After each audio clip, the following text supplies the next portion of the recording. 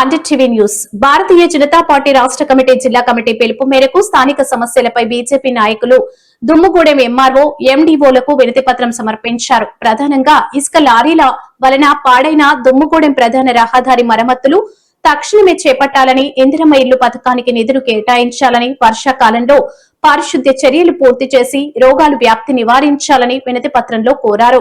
ఈ కార్యక్రమంలో బీజేపీ దుమ్ముగూడెం మండల అధ్యక్షుడు కండ్రపు త్రినాథ్ రెడ్డి, మండల ప్రధాన కార్యదర్శి కుందరపు పవన్ కుమార్, మండల కార్యదర్శి డేగల సురేష్ బాబు, మండల ఉపాధ్యక్షుడు కోర్స కామయ్య, మండల కార్యదర్శి పలికల రుక్మిణి, కుంజా బాలకృష్ణ, యువమోర్చా నాయకులు విఘ్నేష్, పూణెం రాజారావు, శ్రీను, మైనార్టీ మోర్చా నాయకులు మహమ్మద్, కోసా కామేష్, కొప్పల కృష్ణారెడ్డి, ఏడుకొండలు తదితరులు పాల్గొన్నారు. భారతీయ జనతా పార్టీ రాష్ట్ర కమిటీ అదేవిధంగా జిల్లా కమిటీ పిలుపు మేరకు ఈరోజు దుమ్ముగూడెం మండలంలో మండల అధికారుల్ని ఎంఆర్ఓ గారిని ఎండీఓని కలిసి స్థానిక సమస్యల మీద మెమోరాండం ఇవ్వాలని చెప్పేసి మన పార్టీ పిలిపించింది. అందులో భాగంగా ఈరోజు వాస్తవంగా భారీ వర్షం సైతం లెక్క చేయబడి వచ్చిన మన కార్యకర్తలకి నాయకులందరికీ ముందుగా నమస్కారం. ఎందుకంటే సమస్యలు రోజు బాగా పెరిగిపోతున్నాయి. ఇటీవల కాలంలో వచ్చిన వరదల వలన అనేక రోడ్లు కొట్టుకుపోయినాయి, దారి లేని పరిస్థితి.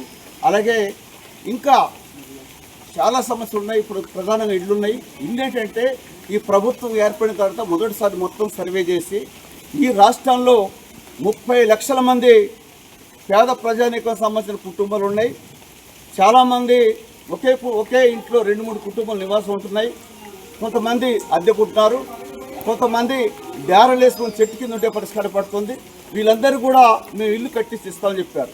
ఎవరికైతే ఇంటి స్థలం ఉందో వాళ్ళకి 5 లక్షల రూపాయలు ఇచ్చి ఇల్లు కట్టమని చెప్తామని, ఎవరికైతే ఇల్లు లేదో ఆ ఇల్లు కూడా మేమే కట్టిస్తామని చెప్పేసి హామీ ఇచ్చారు. కానీ నేటికి ఎక్కడ కూడా ఇల్లు కట్టిన చరిత్ర ఏం కనపట్లేదు. 30 లక్షల ఇల్లు అంటే సంవత్సరానికి ఈ రాష్ట్రానికి మ్యాక్సిమం 6 లక్షలు ఇవ్వాలి.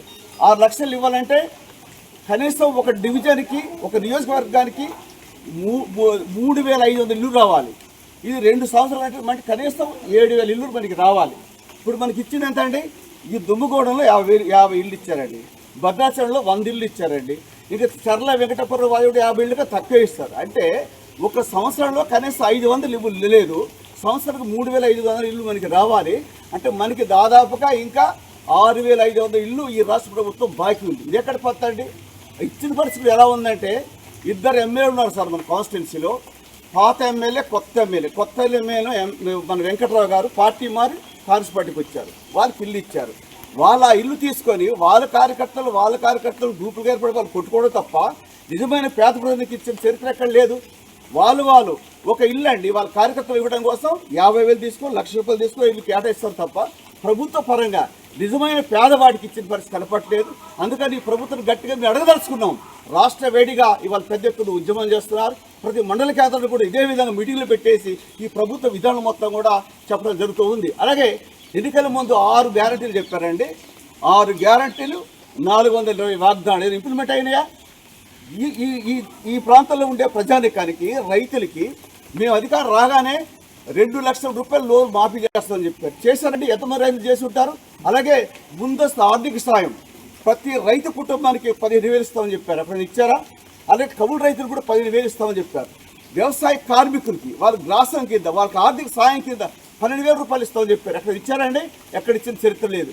మరి అదేవిధంగా మహిళలకి ప్రతి సంవత్సరం 2,500 రూపాయలు బోనస్ కింద ఇస్తామని చెప్పారు. అలాగే చదువుకున్న మహిళలకి, అమ్మాయిలకి స్కూటర్ కొని ఇస్తామని చెప్పారు. పెళ్ళవుతున్న మహిళకి తులం బంగారం, అదే కళ్యాణం స్కీమ్ కింద అదొక 1,16,000 ఇస్తామని చెప్పారు. ఇస్తున్నారా? ఎక్కడ ఇంతవరకు ఇచ్చిన చరిత్ర లేదు.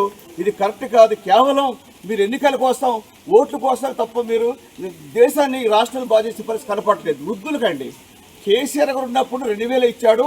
మేము అధికారం వస్తే 4,000 ఇస్తామని చెప్పేసి ముసలి ఊరట పలికారు. అదే వికలాంగులు వాళ్ళకి బడ్జెట్ 3,000 ఇచ్చారు. మేము అధికారం వస్తే 6,000 ఇస్తామని చెప్పారు. అక్కడ ఇచ్చారండి. కాబట్టి ఈ విధంగా ఏంటంటే మాయ మాటలు చెప్పి ఓడ దాటేదాకా ఓడమల్లయ్య, ఆ తర్వాత బోడమల్ల అనే పేరుతో ఈ ప్రభుత్వం పాలిస్తుంది. ఈ ప్రభుత్వానికి పతనం తప్పదు. గతంలో ఇదే విధంగా అవకాశం ఇవ్వండి. ప్రజలు కూడా మీరు కోరుకునే విధంగా ఒకటే, ప్రజలారా